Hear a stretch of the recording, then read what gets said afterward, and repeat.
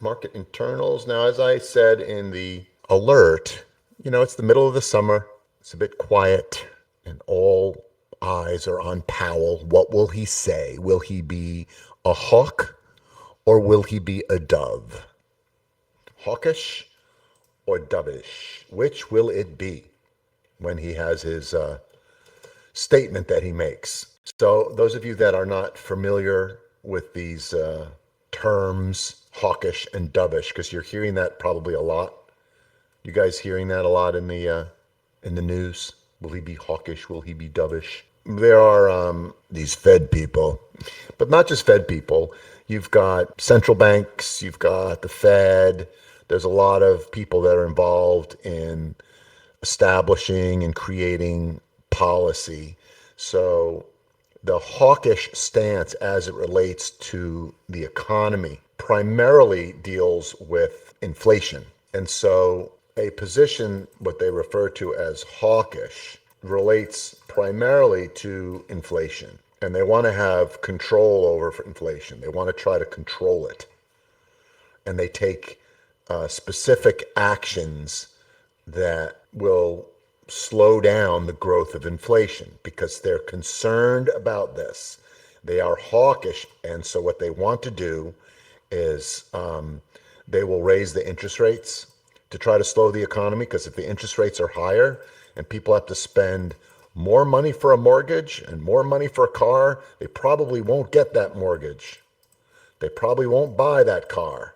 They probably won't borrow that money, that extra money off of their home or whatever. So if they're not borrowing and not taking out money, that would mean less purchasing, less money flowing out into the economy, which could raise inflation higher. So they try to tamp down inflation by raising the interest rates to make it more difficult.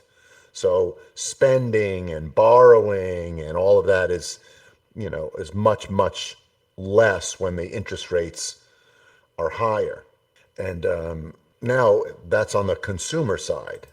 On the business side, if you raise interest rates on the business side, that's bad for business, isn't it? Well, home builders are not going to want to build homes until the rates come down a little bit because they're going to have to borrow money at a much higher interest. That's bad. Companies like Home Depot and Lowe's and all the home builders and the new construction, that will suffer. Companies that borrow money, like ones that are not profitable yet, or that are looking to open a new plant, new facilities, expansion, research and development, payroll, increase of staff and things like that. Business gets hurt quite a bit when interest rates are raised. So the impact to business is that they have to make up for these increased costs. Inflation has already hurt them, and now their costs are going to go up even higher. So what can they do? You can only raise your prices so much. How do you cut costs here? Well, we won't open up a new facility.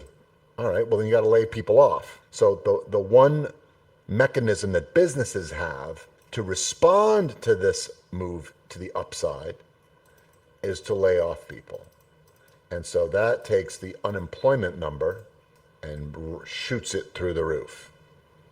And that is a hawkish position. Let me raise interest rates so the consumer will spend less and borrow less. If they're spending less, maybe that'll bring down the cost, bring down prices. Well, yeah, it might. Also, in addition to bringing down prices, it's going to cause the unemployment rate to spike because businesses are going to suffer from two factors. One, consumers are spending less and their costs are going up. They've got to account for that. And so they lay people off. And that overall scenario slows the economy down, hopefully bringing inflation down. This is a hawkish position. Dovish is you want to create more opportunity. You want to grow the economy. You want growth through higher employment and more business development. So what do you do here?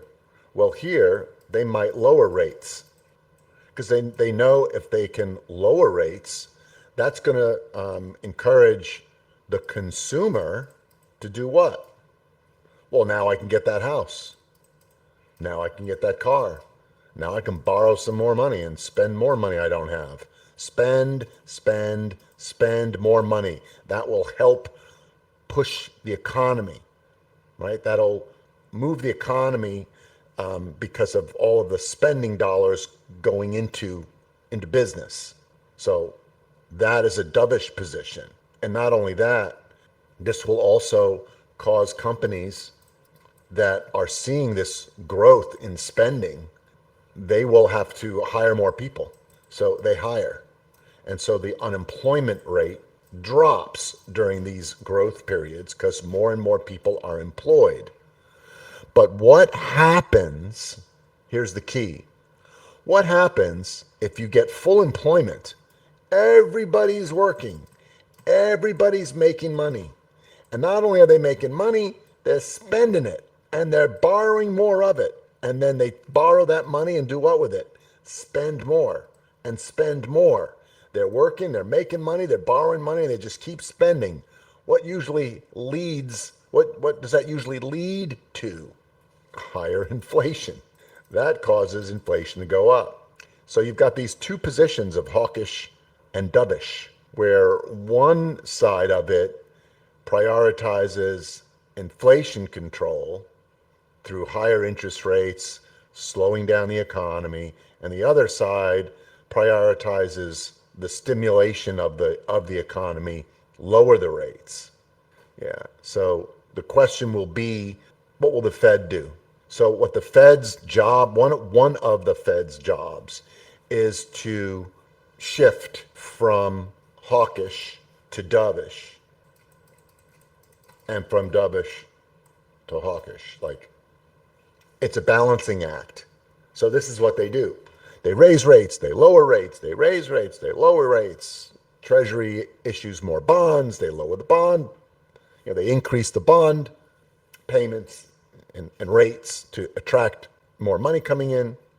So there's other things, but this is kind of like a very basic kind of view of what we're looking at. And it appears that Powell is most likely going to cave under the pressure and say, yes, we got, the economy looks like it's strong.